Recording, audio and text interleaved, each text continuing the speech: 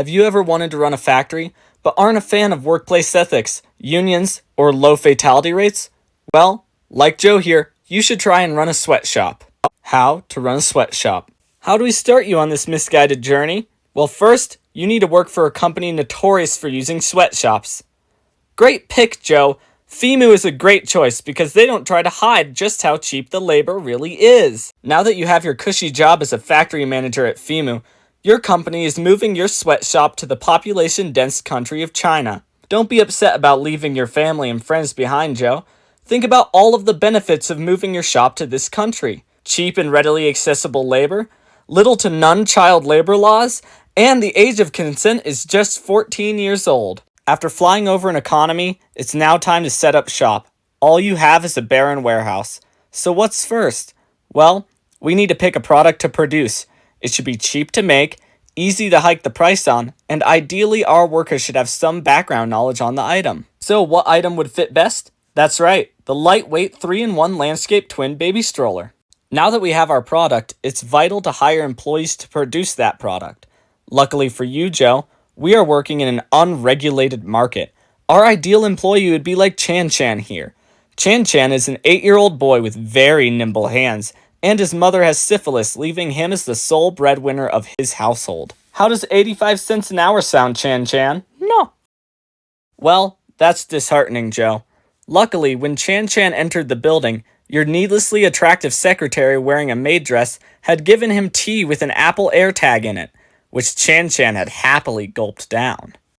Now that we can track him, Chan Chan will lead us to all the other children like a rat to the nest. It'll be a breeze finding him with all the other small children in your brand new company-issued Robinson R66.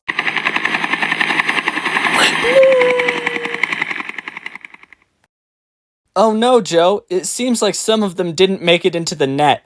Time to improvise. Luckily you brought lots of rope with you. It seems that some of them didn't survive the flight, but that's okay, because it can cut down on the price of ingredients for the week. You know what they say, one child's corpse is another one's dinner.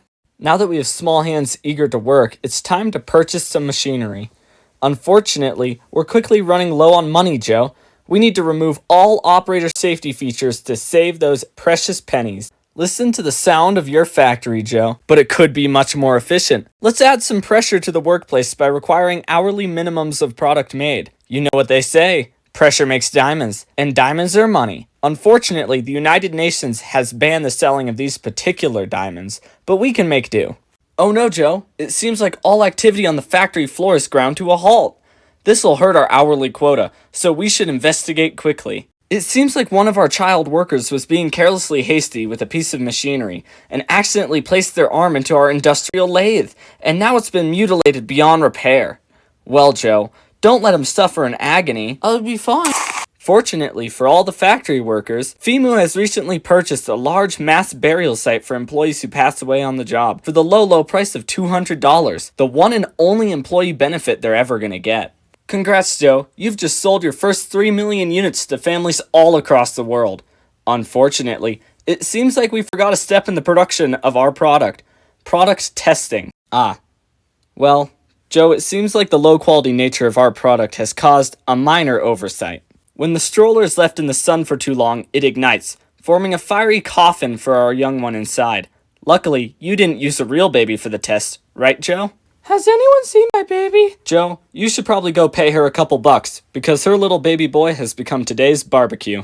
Damn it, Joe. It seems like a short, edgy blonde girl named Anna learned about our baby carrier's minor defect, and is now going viral calling for our company to recall all of the product and pay out families who lost their children. Well, this sure sucks, Joe.